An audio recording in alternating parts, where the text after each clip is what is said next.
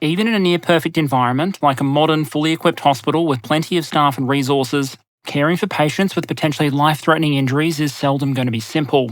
And it should go without saying that most battlefields are not perfect clinical environments. Over the years, most nations have built up systems of military medicine intended to save the lives of those wounded on or off the battlefield. But the hard reality of a conventional peer conflict in Ukraine, a battlefield dominated by artillery, precision weapons, and minefields, has posed immense challenges for Russia and Ukraine's systems of military medicine. Their medics, physicians, and surgeons have to battle every day to deal with the often significant and complex trauma that modern weapons can inflict, while often operating against significant constraints ranging from the shortage of equipment to interdicted supply lines and an often dangerous and austere operating environment. And so today I wanted to finally talk about the challenges of military medicine in Ukraine, about what those operating there have learned about the threats and issues on the Ukrainian battlefield, and about what lessons and warnings other nations might take from the Ukrainians' challenges, efforts, and innovations. To do that, I'll start with a little bit of history, looking at battlefield medicine, trauma, and casualties.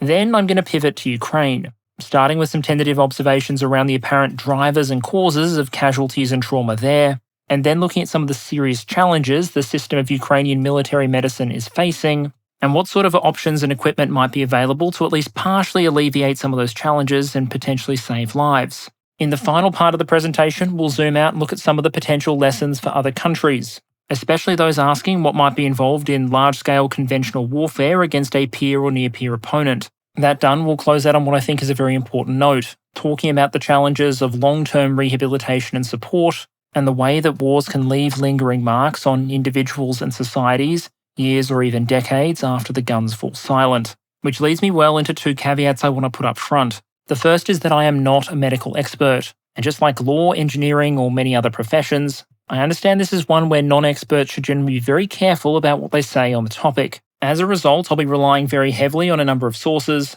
all of which will be linked in the description. There is one source I want to call out particularly, however. The Global Surgical and Medical Support Group is an American non-profit organization that primarily consists of medical professionals, most of whom are US military veterans, who provide medical care and training in conflict zones and austere environments. GSMSG teams have deployed to Iraq, across America during COVID, and their teams have been active in Ukraine since April 2022. In August, they published data and observations relating to the war in Ukraine, and so in areas this episode relies heavily on their findings. That's also why this episode will focus primarily on Ukraine, not Russia, because while I have plenty of horrifying anecdotes, I don't have much hard data on Russian combat medicine. There's more to say on that, but it can wait for the channel update at the end. The other caveat has to do with the way we talk about topics like this. I'm used to studying and talking about war at the big picture level. I think that perspective can be very useful, but can also come off as very cold. I'll try to be careful about how I talk about it today, but I'm very aware that this is a topic that may be very painful or close to home for some people listening. I'm covering it because I think it's important to talk about at a macro level. But please, if you don't think this is a video for you, consider giving it a miss. With that said, I want to bring in a little bit of history to give context to what we're now seeing in Ukraine. Being a soldier on a battlefield has never been a perfectly safe profession. No matter how many centuries pass, the human body remains basically the human body. And while the weapons we've seen on the battlefield have changed over time, it doesn't matter whether you're talking about a sword or shrapnel. The human body doesn't tend to respond particularly well to any of it. Defensive technology has always tried to keep up, whether that's giving a person a piece of wood to act as a shield or putting them in a heavily armoured vehicle with an active protection system. But they have never been foolproof or invulnerable. And so while casualty rates have waxed and waned over time, troops being killed and wounded on battlefields is just a historical constant. How armies have chosen to deal with those casualties, however, has varied greatly, both from society to society and year to year. Some have essentially decided to leave the wounded to their own devices, while others decided to put sometimes quite complicated systems of medical care in place. We have evidence suggesting that societies thousands of years ago established systems of military medicine, and in the case of the Roman military, depictions of military medicine were significant enough that they even made it onto Trajan's column. The Romans adopted systems of hygiene by doing things like putting latrines into their military camps, because otherwise it turns out dumping a bunch of human fecal matter into your drinking water or around your camp is a great way to destroy an army in short order. Imperial legions would often have a permanent medical staff ranging from relatively senior officers down to more junior positions like the capsarii, the wound dressers. And in a world that predated modern antibiotics, you have to imagine there was a premium on getting wounds cleaned and dressed quickly.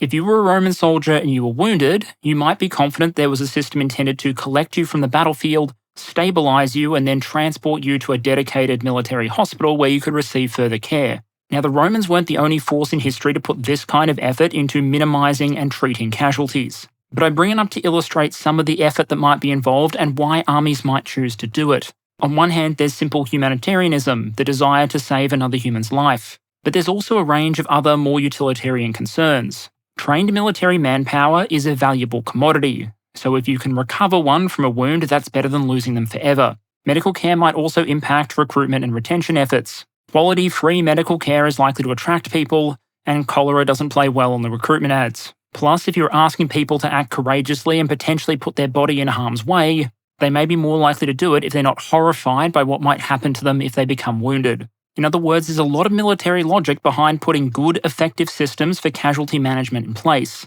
Given the technology of the time, the Romans did relatively well, but that doesn't mean that every army did well. Jump forward the better part of 2 millennia to the 19th century, and you can find plenty of examples of significant casualty-intensive conflicts, where the standard of available military medicine was, shall we say, confronting. In China, the Taiping rebellions killed millions. In the US Civil War, despite 2,000 years of technological advancement, economic growth, and expanded infrastructure, disease was, in percentage terms, about as big a killer as it had been during the Roman era. And in the United Kingdom, the work of people like Florence Nightingale turned the abysmal standard of medical care during the Crimean War into something of a national scandal. What you're seeing here on screen is a visual depiction from the time of the causes of death for British troops during the Crimean War. Each wedge segment corresponds to a month, and the colour coding is for cause of death. Now, this is a war that gave us things like the charge of the Light Brigade, so you might expect battle casualties to be a primary driver. But troops who died of their wounds are actually that small red segment. Those massive blue segments, however, those are deaths due to preventable or mitigable diseases. Overcrowding in military hospitals was high, hygiene standards were abysmal, and unsurprisingly, deaths were following. The reductions in deaths over time that you see on that graphic broadly correspond with a number of reforms and improvements that were being made to hospital care. Turning this, you might argue, into a nice historical example of data being used to justify continued reforms. And it flags one of the 2 major changes that we have seen in military medicine in the 20th and 21st centuries. And the first of those was the end of disease as the biggest killer of troops when they went to war. Because you see, through most of human history, far, far more troops were killed by disease than by hostile action. From time to time, you'll see internet debates over what the deadliest weapon in human history might be. Usually things like the spear get nominated. But if I was to throw in some nominations, it would be things like rats, lice, fleas, mosquitoes, and a failure by many historical generals to understand that don't shit where you eat is more than just an idiom, it's an instruction on how not to get half your army wiped out by dysentery and cholera. It's well known that many Australians have an almost pathological hatred of mosquitoes. Some would go so far as to claim that our hatred of mozzies is irrational. But to that I'd say these bastards have participated in countless wars across human history, have indiscriminately targeted millions of troops and non-combatants, and as far as I'm aware, they've never signed a single bloody peace treaty. But in the 20th century, that long historical dominance of disease as a major cause of military death finally started to be reversed. What you see on the chart there is US military deaths for selected major conflicts split into 2 categories: battle-related deaths and other deaths. In the Mexican-American War of 1846 through 1848, 1,733 American servicemen suffered battle-related deaths. Meanwhile, more than 11,000 would die of disease. In the US Civil War, you had rifled firearms and improving artillery being used against infantry who started the war marching in dense line formations, and yet more than 60% of Union military deaths were still not battle-related, again, overwhelmingly due to disease. For the US military, the inflection point where battle deaths became the majority was World War II. That was the point where you were finally more likely to be killed by the Germans or the Japanese than you were by a microorganism. Part of what was happening was that technology and practices were starting to outstrip humanity's old foe. Humans were developing ever deadlier and deadlier weapons to hurt each other, but they were also going after the microorganisms, and bacteria struggle when it comes to running R&D programs. The innovations were many, but penicillin is perhaps the most famous. Troops did have access to a range of innovations in battlefield medicine, but access to a new, effective, and widely available antibiotic was probably one of the most significant, and the innovations kept coming. In the Vietnam War, according to official statistics, disease and illness was down to being a single-digit percentage of the total American killed. which has to be said is very different from the historical experience more or less up to that point of Western-type armies deploying to tropical climates. And innovations weren't just changing the proportion of troops that were being killed by disease, they were also massively changing the extent to which troops who were wounded in combat were dying of their injuries. Heliborne medical evacuation, for example, which had started in Korea and expanded greatly in Vietnam, provided a new mechanism to quickly move casualties from the battlefield to medical facilities or treatment points. Now, when comparing statistics, it's always important to understand that you're probably not dealing entirely with like for like between conflicts. The nature and types of injuries being suffered probably differed by conflict, but at a macro level, you can see an apparent change. In the US Civil War, there are roughly 2 non-lethal wounds in the Union military for every lethal one. By Vietnam, the ratio was north of 3-1. That isn't to say, of course, that survivors might not have suffered trauma that would impact them for the rest of their lives, but to a greater extent than a century earlier, the wounded were surviving, and improvements and innovations continued well after the end of the Cold War. If you're generally talking about relatively wealthy democracies with all volunteer or primarily volunteer militaries that are highly politically and socially sensitive to military deaths and casualties, then you can imagine that investing in military medicine to keep KIA rates down is often going to be a priority. Which brings me briefly to the quality of modern military medicine and public expectations. There's an oft-quoted rule of thumb you'll often see in the media that for every KIA, there'll be 3 who are non-lethally wounded. But history is full of examples of higher and lower ratios. For NATO forces in Afghanistan, ratios of 5, 6, 7+ to 1 weren't unheard of. There were reportedly 457 British troops killed in Afghanistan, 405 of which were killed by hostile action. But there were more than 2,200 personnel wounded by hostile actions that were admitted to field hospitals, and 7,477 personnel were subject to medical air evacuation. But it's important to understand that those sort of ratios are not historically typical. Instead, you could argue the KIA rates in Afghanistan were a product both of the threat environment, one where this was a primarily counterinsurgency effort against an opponent that lacked things like long-range precision munitions, but also the incredible amounts of resources that were dedicated to saving the lives of the troops. Relatively good access to heliborne medical evacuation and good medical facilities, and processes in place to rapidly evacuate the wounded to permanent facilities in other countries if needed. But the system only worked as it did because resources were invested in doing so. Technologies and practices don't save lives if they're not deployed. The fact that humans know how to build a relatively good motorcycle helmet, for example, isn't going to help someone if they don't buy one and wear it. So if you take a modern conflict with modern weapons, where either that medical system wasn't put in place in the first place, or where that system has been broken down or inhibited by things like hostile action, well, if you introduce very deadly modern weapon systems to a scenario like that one, then things can regress to the less pleasant end of the historical mean pretty damn quickly. It's that lesson that I think we need to keep in mind as we discuss the situation in Ukraine.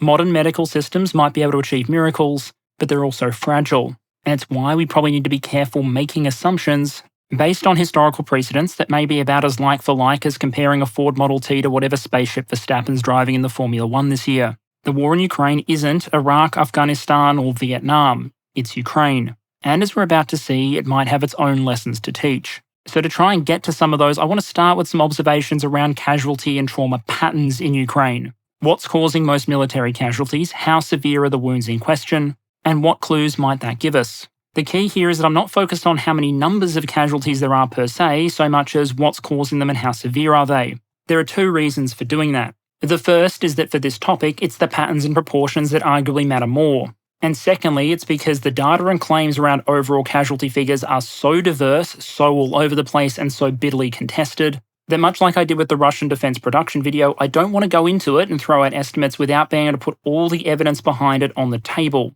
The one way I will tentatively bring in claim data, however, is in relation to the ratio between killed and wounded. I'll probably look at these more in the future, but for now, the key takeaway is that when you're talking about official Russian estimates of Ukrainian casualties, or some of the published Western estimates of Russian casualties, they tend to suggest that this is a very KIA-intensive war. Sergei, everything is proceeding according to plan Shoigu, even claimed that Ukraine had more killed in action than wounded, which would be a massive departure from historical norms and significantly at odds with some of the other estimates that are out there. Now, of course, there are exceptions to these estimates of very high killed-to-wounded ratios. The authorities in the so-called DNR, for example, claim they had more than 4 military wounded for every military dead. But a preponderance of these estimates seem to suggest that the battlefield in Ukraine is a very lethal one. As to what's driving those casualties, killed and wounded, the answer for most of the war seems to be pretty simple: the artillery. Ukrainian data cited by GSMSG suggests that for most of the post-invasion period, approximately 70% of Ukrainian military casualties were being caused by Russian rocket and tube artillery. That's not surprising for two reasons. Firstly, because the Russian army generally relies very heavily on its artillery, and secondly, because artillery has generally been the primary driver of casualty and peer conflicts throughout the 20th century and beyond. Since the beginning of Ukraine's major counter-offensive operations this year, however, the situation seems to have changed, and reportedly Russia's extremely dense multi-layered defensive minefields may actually be the primary driver of Ukrainian losses. From a trauma perspective, that might be significant because you'd expect the wounds caused by something like an anti-personnel mine to differ from the average damage caused by something like an artillery barrage. It's worth stressing, however, that situation probably varies depending on where you are along the line. If you're talking about an area where Ukrainian assault units are trying to push through the densest Russian minefields without an adequate supply of demining equipment, then those minefields might present a particularly deadly obstacle. Meanwhile, if you're a Ukrainian unit holding a defensive position up somewhere like Luhansk, Russian artillery probably remains your primary opponent. And as a result, as the GSMSG report puts it, when you compare Ukraine to allied deployments to Afghanistan or Iraq, for example, quote, "In Ukraine, Russia's weapons have led to more devastating injuries to a large number of soldiers in any given attack," end quote. And more than that, the injuries caused to most of those involved can be both more complex and more severe than you might expect from something like an IED attack. As the report put it, quote, "In a retrospective analysis of 100 patients treated by Ukrainian military surgeons operating within 5 kilometers of the front line, the average injury severity score, ISS, exceeded 36 in victims of such barrage artillery and rocket attacks," end quote. Injury severity score, by the way, is a system for rating the severity of injuries across multiple regions of the body and using that to generate a figure. That score caps out at 75, which is essentially unsurvivable, and the general definition for a major trauma is anything greater than 15. There are two interesting observations I can make about that 36 figure. The first is to say that practically you can't get a score of something like 30 without taking an injury to more than one region of the body. A single gunshot wound anywhere on the body that isn't initially rated a severity 6, that is, untreatable and unsurvivable, can generate a maximum of 25 points. So you'd need at least one other serious injury somewhere else on your body to start hitting those sort of numbers. The second thing I wanted to point out is I pulled some quantitative studies of casualties in Afghanistan, and the median ISS of American casualties looked at by that study was considerably lower. One of the problems here is that when you're talking about something like a heavy sustained artillery barrage, you're talking about multiple potential mechanisms of injury threatening different parts of the body.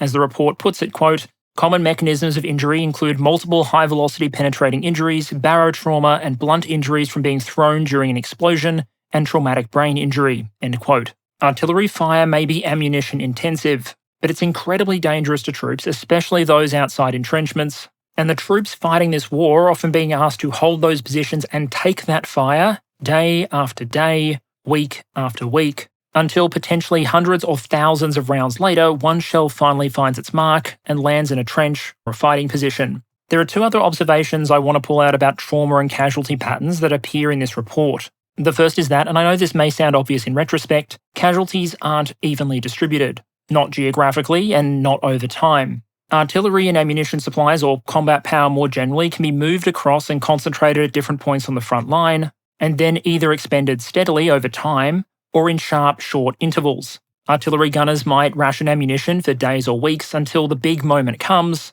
and then for a short, sharp interval they're putting as much high explosive downrange as their equipment can handle. The switch from an ammo conservation rate that might be 10 rounds a day to potentially 10 rounds a minute during a major push, this can and reportedly has sometimes translated into sudden surges of casualties at a local level. This again is very different from something like the coalition's experience in somewhere like Iraq or Afghanistan. Insurgents presumably couldn't plant 5,000 IEDs and then connect them all up to the same Wile E. Coyote plunger detonator to be set off at one time to maximise simultaneous trauma. But in Ukraine, things can get concentrated and very difficult. The report gives an example of a single Ukrainian surgeon who, during a period of intense artillery fire, over the course of a 3-week period, treated more than 200 patients, with 20 requiring a thoracotomy and 36 going through laparotomies. One issue you might see where casualty rates wax and wane at a local level, that there's always a risk, like you might see during a major natural disaster or pandemic, for example,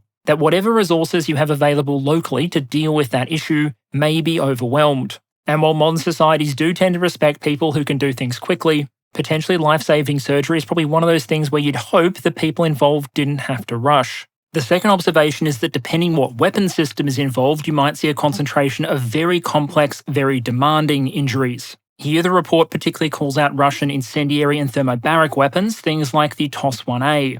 Now TOS-1A is an interesting but horrifying system. This is essentially a tracked MLRS system with a very short firing range. Your standard version will throw 24 220mm rockets about 6 kilometers. That means you have to bring it relatively close to the front line to use it, and as a result it's often going to be vulnerable to enemy artillery. But, and here's the but, each of those 24 rockets carries an incendiary or thermobaric payload. 6 kilometers may be short range for an MLRS system, but it's pretty long range for a flamethrower. And the TOS-1A is intended to be used for tasks like burning infantry out of fortifications, buildings, or entrenchments. And the injuries caused by weapons like this that doesn't really have a currently serving NATO equivalent can be horrific. The report described Russian incendiary weapons as causing, quote, significant deep burn injuries, organophosphate poisoning, and other toxic effects from the vapour associated with the burning substances, end quote. Thermobaric weapons, meanwhile, were described as causing both blunt and penetrating wounds, as well as massive thermal injuries. The report described one particularly shocking incident in which a strike claimed 12 immediate fatalities within 20 metres of its impact point, and caused a casualty 60 metres away from the point of impact to suffer 80% total body surface area burns that prove lethal within 72 hours. Now obviously most casualties in Ukraine probably won't put the treating physicians in the difficult position of having to deal with a patient who is burned, poisoned and bleeding all at the same time. But I imagine that when casualties like that do present, they can place a lot of demand on finite local resources. Strangely enough, the other weapon type called out in the report for its particular lethality against infantry and light targets was actually the anti-tank guided missile. The report notes that in Ukraine, sometimes these weapons are being fired against infantry or soft targets. That's obviously not what they're meant for, and depending where you're coming from, that might be considered an inefficient use of the weapon system. But a system like Kornet or Javelin is intended to kill a tank, and a human is considerably less protected than a tank. And so when infantry or light vehicles are hit, the report notes that, quote, modern ATGMs have a nearly 75% fatality rate when employed against personnel or lightly armoured vehicles, quote. Again, that may not be a particularly large casualty category, but it does demonstrate just how deadly some modern weapon systems that you'd expect to be available to any peer or near-peer adversary can be. A slightly less depressing statistic relates to the effectiveness of personal armour in Ukraine. In 2014, modern body armour was not the Ukrainian military standard. You'll see a lot of images of troops from that time wearing either old Soviet ballistic protection or none at all. Between 2014 and 2022, however, things changed dramatically. When the February invasion happened, a lot of Ukrainian troops had very modern protective equipment, and more equipment has been provided from various sources since the invasion to accommodate Ukraine's increased military size. We're talking about everything from governments and major corporations sending pallets upon pallets of the stuff, to the Vermont State Police collecting up 1,000 vests that were past warranty but still entirely usable, and sending those to Ukraine. I've talked before about how small arms in Ukraine don't seem to be game changers. But personal body armour, by contrast, absolutely seems to move the needle. In a data sample that GSMSG report looked at, in that sample of all penetrating abdominal and thoracic wounds, so any situation where something that doesn't really belong there has managed to punch its way into the torso, 60% came in sideways, that is laterally to the armoured plates, 30% came in under the plate or inferior to it, and in only 10% of cases had something either gone through the armour or the person involved wasn't wearing any armour at all. Now, unless there's some magical rule that says people not wearing body armour are much less likely to be hit by shells even when standing in the same trench as people who are wearing it, that suggests that a vast majority of troops in that sample were wearing armour, and where they were wearing it, the bullets or shrapnel were not tending to come in through their plates. Now, there are many unknowns here that make interpretation difficult. What are the common mechanisms of injury, or what contextual factors might we need to be aware of? If a person is standing in a relatively narrow trench, for example, with their back and front protected by the earthworks,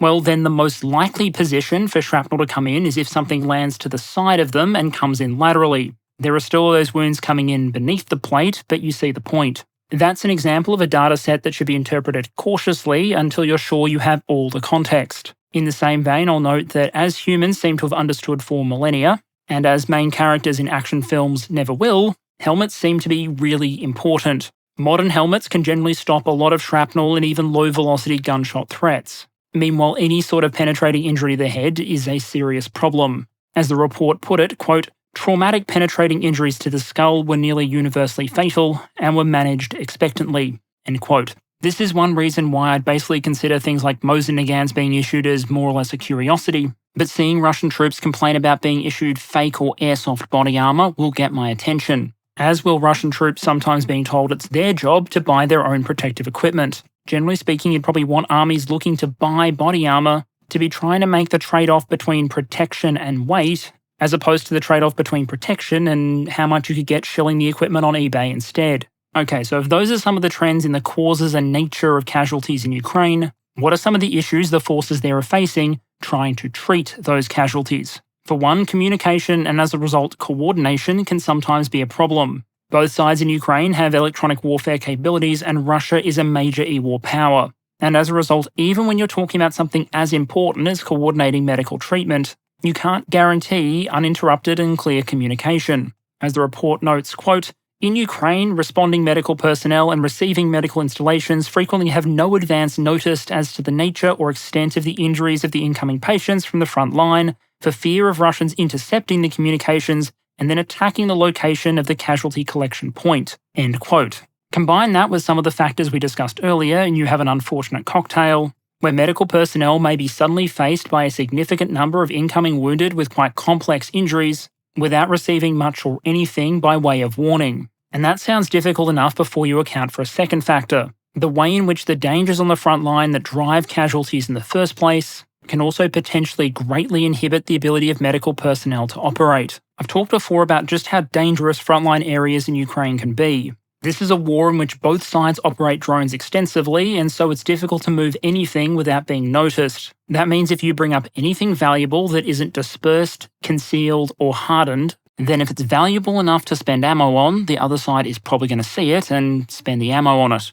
This is one reason why concentrating forces for an attempted breakthrough can be so dangerous. If you concentrate a bunch of armoured vehicles and infantry to try and break through one point of the opposing line, well, you're probably going to become target number one for every opposing artillery piece or aviation asset the moment a drone spots you. And given just how many of them there are, a drone is probably going to spot you. It doesn't help that on both sides we have video evidence of forces choosing to engage even individual vehicles, either using things like artillery, FPVs, or in the Russian case, Lancet loitering munitions. In essence, there have been times and places in Ukraine where bringing anything particularly valuable up to the forward edge of the battle area may elicit an enemy response, something like throwing a chip in front of a flock of seagulls. It's going to be loud, ugly, and over quickly. Now, from a medical and casualty treatment perspective, this poses problems. It means if you're close to the front line, you're probably operating in a fairly austere environment. You can't bring up heaps of supplies because those supplies might be attacked on their way in. And if you decide you want to deal with the problem by establishing a larger facility, more storages, more footprint, well, that brings a bunch of risk, because that increases the odds that you'll A, be spotted, and B, the opponents will decide that you're worth the munitions to destroy. So you might ask, how about instead we just evacuate casualties further back and treat them there? Now, it's pretty uncontentious to say that medical evacuation makes sense and saves lives. All else equal, a wound that might be almost inevitably lethal if someone remains on the front line might become extremely survivable if that person can be evacuated to a field hospital or more permanent facility quickly. I have a very good friend who works in an intensive care unit who once offered me some advice on how to survive a gunshot wound. If at all possible, she said, you should convince your attacker to shoot you when you're already in the hospital. The problem, often in Ukraine, is getting casualties from the front line to places they can be properly treated. Just calling in a helicopter to the front line to do a medical evacuation is obviously out. Given the density of air defense systems and manpads in Ukraine, that's just a recipe for losing a helicopter and adding some additional crew to the casualty pool. So instead, you're looking at armies trying to move personnel using ground vehicles. And when it comes to protected vehicles suitable for medical evacuation, no one has enough. We'll talk about this again later, but ideally for the ground evacuation of casualties, you'd want a vehicle that is protected, mobile, and a combination of ergonomics and internal outfitting that make it suitable, for example, to move people on stretcher. And neither side has enough dedicated platforms that meet that description. Russia reportedly tends to just load wounded into any vehicle that's headed towards rear areas, while the Ukrainian military has only received a relatively small number of armoured medical vehicles, things like the M113 ambulances, and so you see a lot of video and accounts of people being moved more or less in soft-skinned civilian vehicles. Now, a civilian four-wheel drive moving a bunch of casualties might have a degree of mobility, it might be mechanically reliable, but there's plenty of confronting footage out there of what happens when a vehicle like that full of people encounters a mine, a near miss from an artillery shell, an opposing small arms ambush, or a dozen other threats besides. Personally, unless you have research obligations, I'd advise against looking at that sort of footage. But it highlights the fact that medical evacuation in Ukraine can be dangerous and needs to be thought out. The time taken for a Ukrainian casualty to reach a higher-level surgical centre can range from 3 hours, in a very quick case, out to about 72 hours in what one source called a very shitty scenario. Russian evacuations to hospital in Russia or Crimea, those reportedly usually take days, which might help you put things into perspective next time you're complaining about ambulance waiting times. Now, even though the Ukrainian numbers might be quicker, that doesn't mean they're always going to be good enough. For a lot of injuries, 3 to 72 hours is just going to be too long to go without significant medical intervention. And so it's reported the Ukrainians are doing things like damage control surgery as close as 500 metres from the front line. That's to help keep the patients alive long enough that they can be evacuated to a higher level surgical centre and receive further treatment, while also being close enough to the front line that it's not that difficult to get the wounded patient to the care they need. Some of you listening might recognise that concept of doing damage control surgery, preferably within that first golden hour, very close to the front line, as the work of something like a forward surgical team in a Western military. And based on the sources I've reviewed, it may represent one of the main points of difference and advantage that the Ukrainian system has over its Russian equivalent. But that also means working in an incredibly dangerous, austere environment and finding a way to overcome all the challenges that come from operating that close to the front line. Now, I don't want this video to be 2 hours long, so I'm going to focus on just one example of how difficult things can be, and that's the issue of blood transfusion. Now, I'm not a medical professional, but I do understand that keeping blood inside the human body is strongly correlated with its ongoing effective operation, and blood loss is often a major threat associated with battlefield trauma. I found some statistics on US deployments post-2001, which suggested about 25% of combat deaths were hypothetically preventable, and that 90% of those were due to hemorrhage, blood loss. In Ukraine, the GSMSG report suggested that 25% of patients arriving at a Ukrainian Special Forces forward surgical team, so keep in mind the filtering there. If you receive only minor injuries or are killed on the spot, you're probably not making it to the forward surgical team. But of those that did arrive at that stage, 25% of patients were already in hemorrhagic shock, and a further 15 to 20% of alive and injured soldiers arriving at the first point of medical care needed some form of blood transfusion. So we're talking about a very significant demand for blood transfusions, potentially very close to the front line. And that raises all sorts of logistical problems. Whole unseparated blood is meant to be refrigerated, separated plasma is meant to be frozen. But most trenches probably aren't going to come with a freezer and fridge pre-installed. And when you're talking about bringing up and running things like generators, batteries, and refrigerators, well, see those earlier comments about footprint and concealment. Ukrainian Special Forces surgeons cite difficulties in long-term storage as the biggest obstacle to maintaining stores of blood products at the front line. And even if you could find a way to store it, if you don't have electrical power, you can't operate fluid warmers, which means you can't thaw out any products you're keeping in your magical esky, and the best professionals in the world are still going to probably find it difficult to give a transfusion using a solid. This is an example of a problem that for NATO forces somewhere like Afghanistan may have been entirely solvable. But in the austere environment of Ukrainian combat medicine, it's a potentially lethal logistical challenge. Now, there are concepts that have been tested to ensure blood supply in austere environments. The US Army Rangers, for example, had their Rollo program that won an award, which was developed in cooperation with the International Trauma Hemostasis Oxygenation Research Network, or THOR, which takes the focus off using frozen separated blood products and instead puts the focus on using fresh, whole blood. So how do you do that without having massive refrigerated storage facilities everywhere because you can't freeze whole blood? Well, the answer is instead of keeping it cold, you keep it warm until you need it by keeping it in the donor. These sort of walking blood bank programs, as they're sometimes called, usually center around identifying so-called universal donors. You find servicemen and women with type O blood who also have relatively low levels of antibodies that are likely to cause rejection in someone who receives the transfusion. Then you pre-screen and continue to screen them for a variety of diseases and conditions to make sure they're a suitable donor. Then you make sure a sufficient supply of universal donors are deployed wherever you need them to be. And if the worst should happen and you suddenly need a lot of blood for transfusions, well, Sergeant Bloodbag and his colleagues roll up their sleeves, break out their issued donor kit, a withdrawal is made, And then if the unit is still engaged in combat, the donor may immediately return to the fight, as was reportedly the case with one engagement in 2019. There we're told at least 3 of these transfusions were made, each taking about 10 minutes. The press release does not specify whether the donors in that situation received the traditional lollipop or thank you for donating sticker, but I like to imagine there's still some justice in the universe, and the answer is yes. So on paper, this is a battle-proven process that could help improve survival rates at the front line, and help compensate for some of the logistical difficulties of transporting and storing refrigerated and frozen blood products in Ukraine. But as the report notes, it's not that simple. To make it work, you need a process to screen, regularly test, and track potential universal donors. You need the training and equipment issued and in place to make it possible, and you need the broader organisational capacity to make it happen at scale. There is the potential we see something like this emerging in Ukraine over time, but for now the barriers are there. Ukraine has adapted whole blood protocols in a variety of areas and at significant scale. The efforts of Ukrainian donors, including civilians, have been critical. The challenge is getting systems like this established and rolled out universally to all military units. And that's often going to be more difficult than adopting a protocol somewhere like a hospital.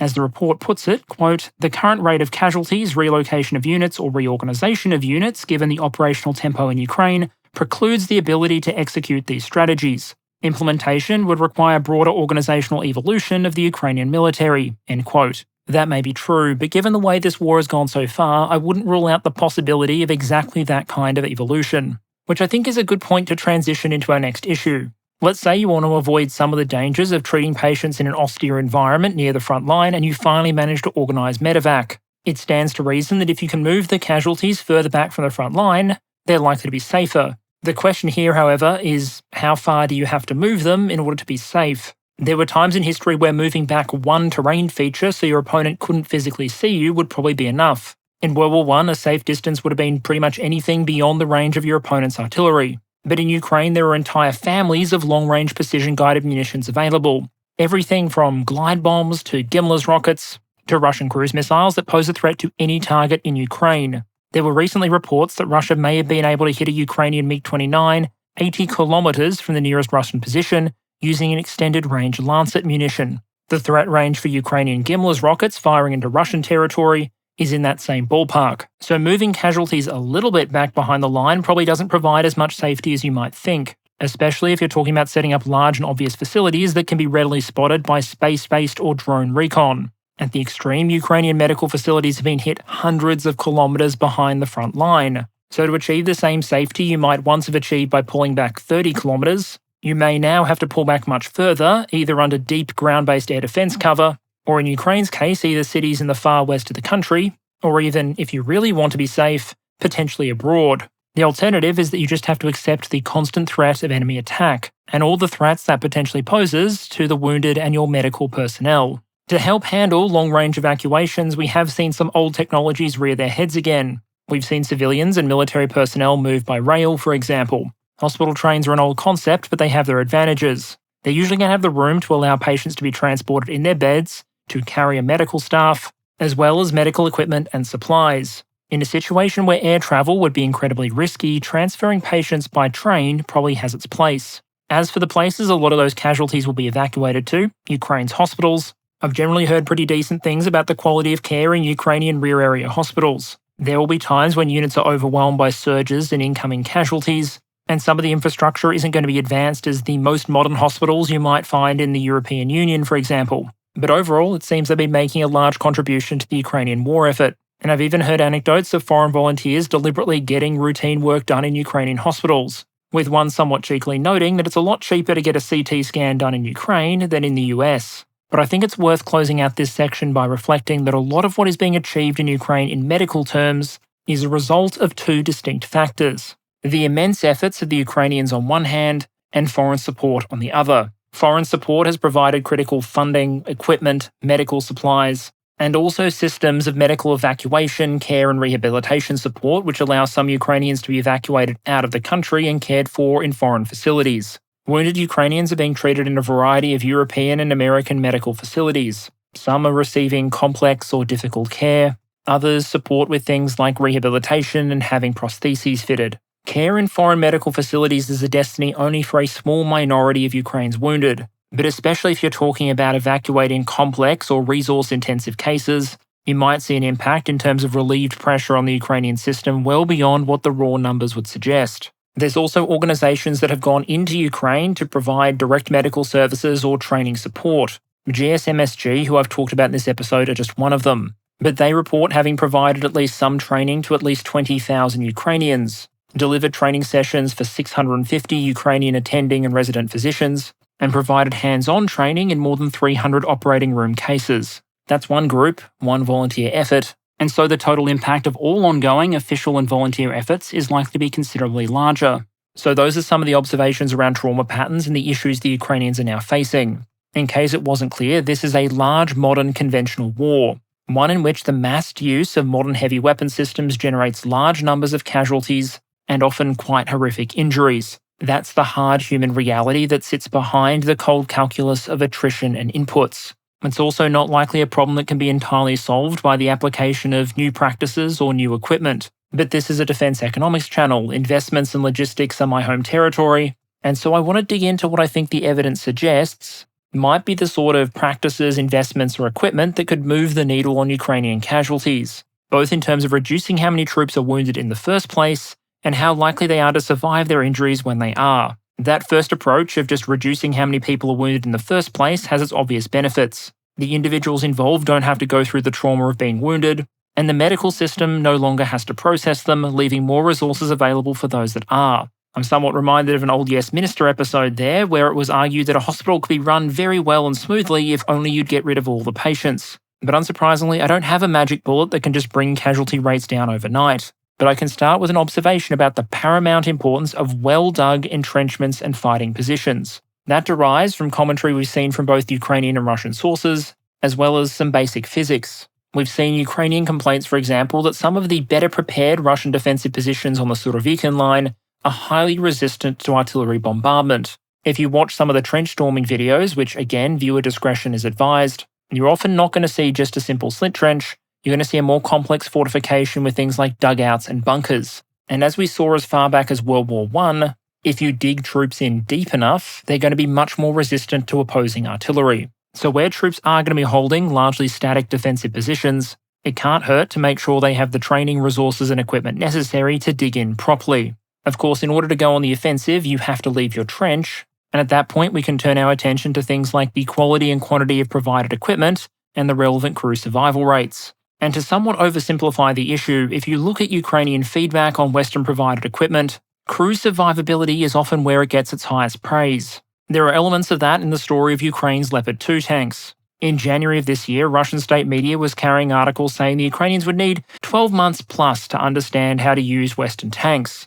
So obviously plenty of Leopards and Bradleys ended up being used in Ukraine's counteroffensive. And while the Leopards have proven vulnerable to running over mines or being targeted by attack helicopters the same way you'd expect for any other main battle tank, interviews with Ukrainian crews suggest that the casualty rates among the crew of knocked-out Western tanks has been considerably lower than what would be expected in the available Soviet designs. Whenever you lose a piece of equipment, there are a couple of questions to help gauge the impact. How does it impact the mission? How readily can the piece of equipment be repaired or replaced? But for most people, I would hope the most important question is what happened to the crew? Losing a tank with its entire crew gives you a tragedy. Losing a tank with the crew unscathed gives you a veteran tank crew that hopefully just learnt a valuable lesson. Of course, if you're mainly concerned about total casualties, tanks may not be the right example. Instead, you probably want to talk about systems that provide direct or indirect protection to far more than just their own operators. If you're talking about a battlefield saturated with landmines, for example, well then you'd probably prefer to have a lot of vehicles that are mine resistant.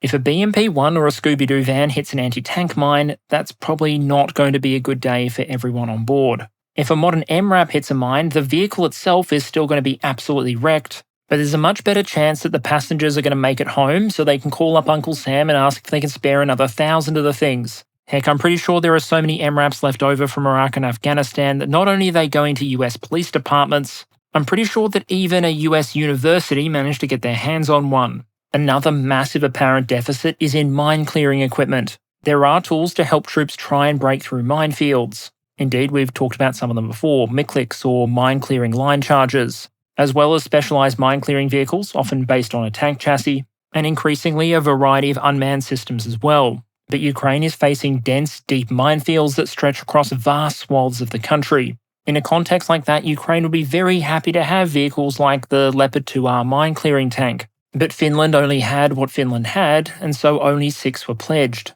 Obviously, any prediction here is impossible to prove, but it makes sense that if landmines have become a major driver of Ukrainian casualties, getting them significant quantities of additional mine-clearing equipment might help move the needle. Then there's just the simple logic that sometimes the best defense is a good offense. The more metal and firepower that Ukraine has access to, the more it's able to threaten Russian logistics, destroy forward positions, attack Russian artillery, then the less damage you would expect those Russians to be able to do to the Ukrainians in turn, and the less the Ukrainians would have to rely on costly infantry assaults. This is why the division between offensive and defensive weapons can get so murky. Yes, something like a Taurus cruise missile is used for the purpose of attacking a distant target. But if that target is an ammunition depot and those shells never make it to the front line to be fired at Ukrainian troops, then it may have a much more significant impact on total Ukrainian casualties than providing additional defensive equipment. But whether you're talking about a best or worst case scenario for Ukraine, further casualties are probably inevitable. And so the next question is, when those casualties occur,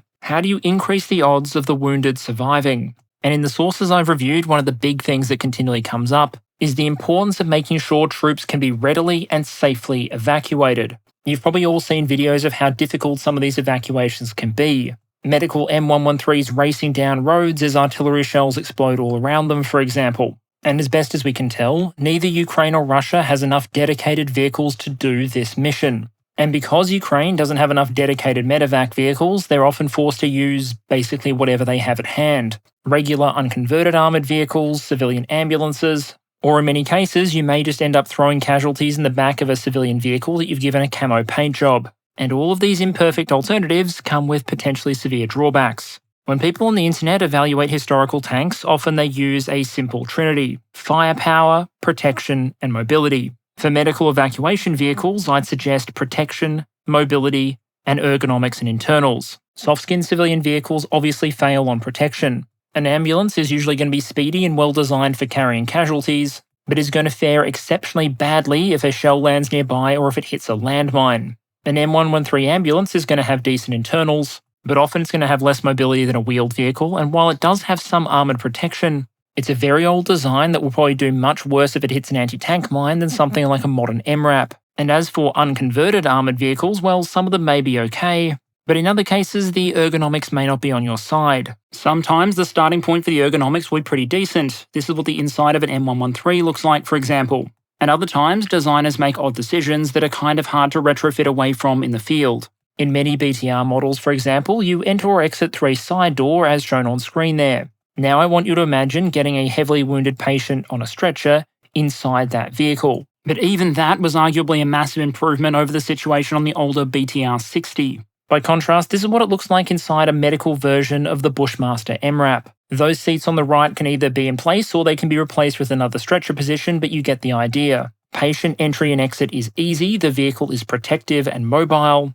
and the interior includes storage space for medical equipment as well as seating positions for those who are treating the wounded. I promise the goal here isn't to sell Bushmasters, it's to illustrate a point. If you want to safely evacuate the wounded to improve their chances of survival, you're probably going to have a much better chance doing it in a vehicle like this than you would in a BMP-1 or a civilian car. Heck, given the choice, I think I know some Australian paramedics that would consider driving one of these things if someone offered a trade-in on the ambulance. But in a Ukrainian context where the threat is less idiot drivers and more landmines and shrapnel, having additional, survivable, mobile medical evacuation vehicles could potentially have a very real human impact. But to zoom out then, for other nations that are watching the war in Ukraine and the immense human cost involved, what are some of the lessons and observations they might be taking from it, especially as many forces around the world pivot their preparations from being ready for counterinsurgency actions to more conventional deterrence and potential large-scale combat operations? There does seem to be an established and growing understanding that, as you've seen in Ukraine,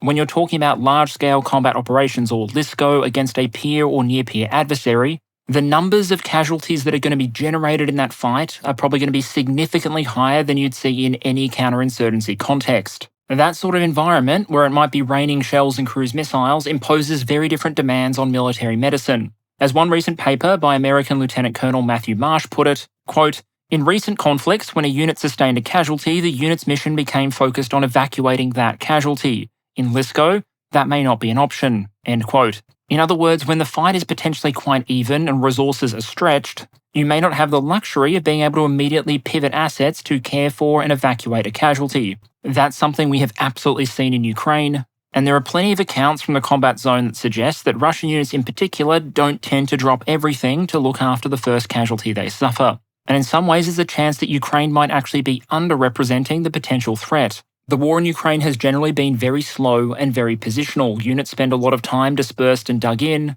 and offensive actions don't consist of entire brigades going over the top like it's World War I, but more often you see small units of infantry and armoured vehicles making very localised attacks. But in a scenario where the forces involved might be acting more dynamically, or had access to the kind of range, precision and ISR capabilities that the US or China might have, as opposed to Russia and Ukraine, well, there's the potential for things to get much, much worse. In another paper, this time published in 2020 by an American military colonel on the potential changes to military medicine needed to support future LISCO scenarios, we got figures from a series of Mission Command Training Program exercises. These are relatively complex military simulations of division and corps level operations. You don't actually have 100,000 or 200,000 troops out in the field acting it all out. Concentrating that many manoeuvring troops anywhere during peacetime would be a great way to eat up available operational funding, as well as potentially causing localised shortages of beer and cars you really shouldn't be buying on an E3 or E4 salary. Instead, the operational environment is being simulated by a combination of computer programs and human intervention. And the results of 5 exercises described in that paper are pretty harrowing.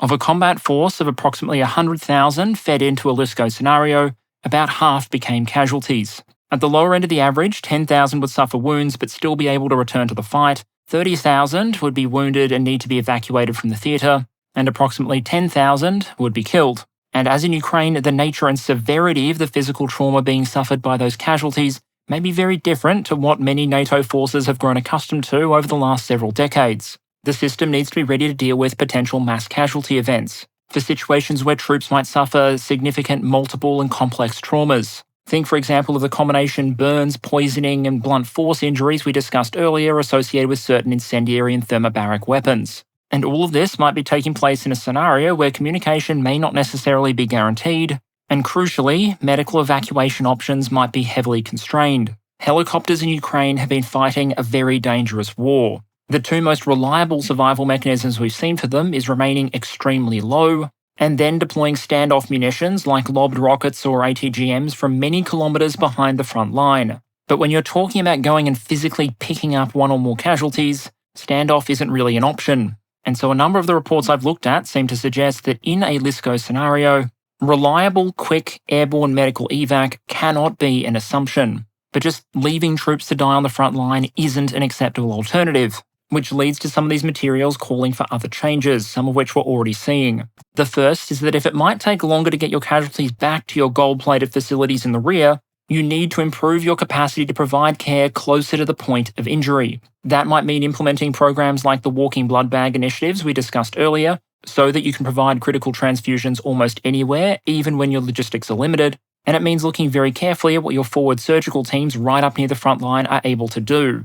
In Ukraine, the GSMSG report says that these teams are operating as close as a couple of 100 metres from the front line, and they're operating out of step with a lot of the guidance you see in NATO militaries. Over a 48-hour period, a Ukrainian Special Forces forward surgical team might expect to do 10 critical damage control surgeries, while caring for and maintaining 15 critically ill patients for up to 72 hours without resupply. The report suggests that's beyond what many Western militaries would expect of an equivalent FST subunit. As the report notes, that's more akin to the size and capacity you'd expect of an intensive care unit in a mid-sized US hospital, not a team trying to operate quietly with a small footprint in austere frontline conditions. That's a challenge that I think is probably much better addressed by relevant experts. How do you make your forward team small enough that they can avoid detection and be rapidly mobile, but at the same time significantly increase their capacity to operate on and hold patients? But eventually, in most cases, those patients are going to have to be evacuated. So you need to have a plan and the capabilities in place to make sure that you can evacuate the volume of expected casualties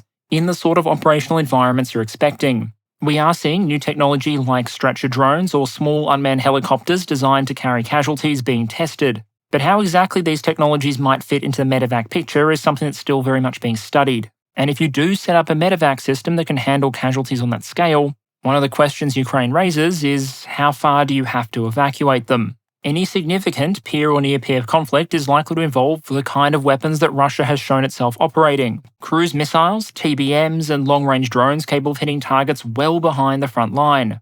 And at closer distances to the front line, you've also got the threat of things like guided MLRS systems. So the question there becomes, even if you assume some degree of Allied air superiority in any scenario, what do you do to protect and harden your medical infrastructure? A field hospital made up of tents in an open area isn't exactly bomb-proof, and it's going to be hard to find an opponent who can't load up Google Maps and figure out where your pre-war hospitals are. So the question of how you defend, disperse, or at least push certain critical medical facilities and camps out of range of at least some enemy weapon systems is very much a live question that the report leaves open. The final observation is the importance of making sure that the people and organisation are in place to deal with this sort of horror scenario. Militaries generally don't just have the surgeons and staff on hand necessary to deal with casualties at that kind of scale. And for some countries, there may not be enough, for example, trauma surgeons in the entire country with the necessary skills to deal with those kind of injuries at that scale. In Ukraine, the need has been so great that, as the report puts it, quote, any practicing surgeon in Ukraine, regardless of training or scope of practice, may be brought combat casualty patients to manage to the best of their ability, end quote. Basically, under these kind of wartime conditions, it seems like any surgeon is a trauma surgeon. In Ukraine, part of the answer has been foreign and domestic training programs to take already generally skilled medical professionals and quickly skill them up on trauma-specific topics. But more broadly, there's probably a general lesson there for nations to make sure their large-scale war planning doesn't just extend to munitions, but also to the medical. And here I'm going to risk adding a personal observation growing out of the COVID experience. Many NATO-type militaries keep a lot of medical capacity in their reserve component. The idea being that in the event of a crisis, you just call up all those surgeons, doctors, physicians, and nurses,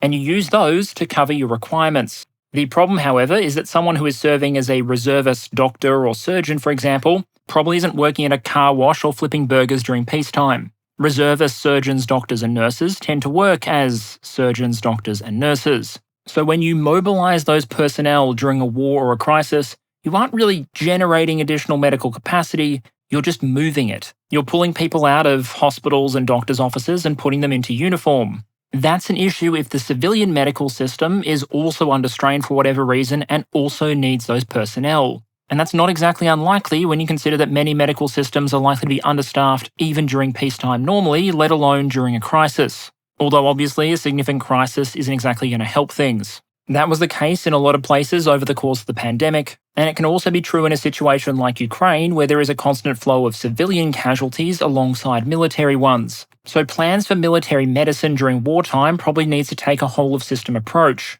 What's going on in the civilian system while all this is happening? What resources does it require? Because it's not much of an answer to say that we can meet our military personnel requirements, but little Timmy back home is now being told there's a 3-year waiting list to get his appendix out. You might be able to afford to pull resources away from the non-essential, but the proverbial blanket does need to be big enough to at least cover the essentials. Now I know this has been a longer video, but there's one more topic I want to cover before we close out. We've talked a lot so far about making sure that troops survive their wounds, that as many people as possible live to live another day. But if you're talking about military medicine, it can't be enough to just talk about life-saving surgeries at the front. You have to talk about the longer tail of trauma that war can cause, and the importance of ongoing physical and mental care. It's a historical constant that wars tend to leave scars that last well beyond the final shot being fired. Of course, there are those who are killed who might leave behind grieving families and loved ones. There are those who live on with obvious physical scars like lost limbs, and there are those for whom the scars may be entirely invisible. Things like traumatic brain injuries, chronic pain, or PTSD.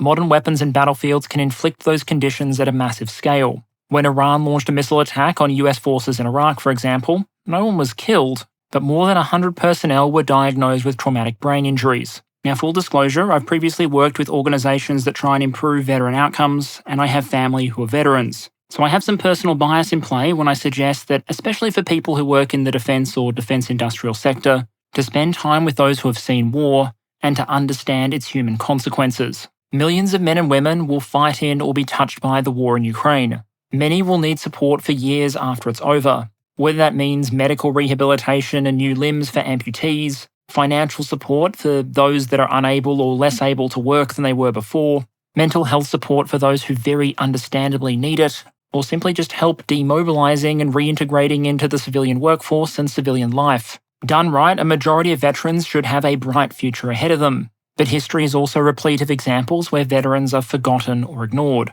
Making sure you get stuff like this right isn't just a moral imperative for many countries, it's a strategic necessity. It can impact the motivation and cohesion of society, the morale of those who are currently serving, and help shape and form a social contract of sorts between a society and those who fight to defend it. It's also usually a no-brainer in terms of long-term social and economic outcomes. Properly supported and cared for veterans who can reintegrate into civilian life can and often have been extremely valuable, productive members of their societies and communities, while abandoning them to fend for themselves can lead to all sorts of negative clinical and social outcomes. I'm trying to use YouTube-friendly language here, so I hope you understand what I mean. For Ukraine's allies, I also think there's a lesson to be taken from historical precedent. After wars that involve major mass mobilization, veterans groups or veterans movements have often been significant political forces.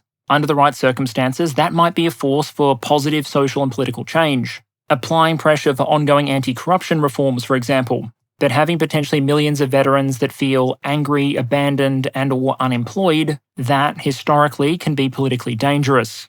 Just ask post-World War I Germany. And so for those who want Ukraine to be a stable and prosperous neighbour, well integrated into the broader European framework, I'd suggest there might be an imperative for support to continue well after the war is over, with the focus being on more of what we are already seeing: support for the care and rehabilitation of Ukrainian wounded, and programs aimed to help them return to civilian life in the best health possible. Many nations across history have won wars and then failed to win the peace. For Ukraine's allies, there's an imperative to make sure this war doesn't become one of them. In conclusion, the war in Ukraine probably demonstrates just how dangerous a peer or near-peer conventional battlefield of the 21st century might be. The industrial-scale deployment of modern and precision weapon systems has been associated with significant casualty levels and major medical challenges. The systems and tactics in use impose immense challenges for casualty care and evacuation, whether that be through the disruption of communication, the interdiction of supply lines, or the extended threat from long-range precision-guided munitions to medical facilities well behind the lines. Addressing those challenges is probably going to take a dedicated application of time, organisation, and resources, and at the same time may provide a warning to other nations looking on as to what future large-scale combat operations might look like, if not in the specific tactics being used in Ukraine, but rather in the scale and complexity of the casualties involved. Whatever happens, in the short run in Ukraine, the focus is probably going to be on learning clinical lessons, iterating practices, deploying additional resources, all with the goal of minimising casualties and limiting fatalities. But in the long term, it'll be important to remember that care requirements don't stop just because the war does. Hundreds of thousands or millions of people are going to leave this war with scars. They shouldn't be theirs to bear alone. Okay, brief channel update to close out because I know this has been a long one. I've been working on this episode for months at this point, and I've gone back and forward over time on whether or not to do it. In the end, I decided to go ahead with it, even though it's a relatively confronting topic that doesn't lend itself well to things like jokes, just because in the end, I thought it was that important to cover. I need to extend a special thanks to all those who cooperated in getting this episode pulled together. Input was provided by a range of medical professionals, although I need to stress none of them reviewed the final product, and any mistakes are therefore most likely mine, not theirs. I'd like to extend a special thanks to the Global Surgical and Medical Support Group, not just for publishing their research and statistics, but for also responding to my questions in relation to that paper and clarifying a few valuable points. So out of respect for this topic and the amazing work that a lot of people do to try and save lives in Ukraine, I'll be allocating the AdSense revenue this video generates to organisations providing or supporting medical care in that country. Thank you very much to all of you for watching and engaging. I wish you all the very best. And with any luck, I'll see you all again next week.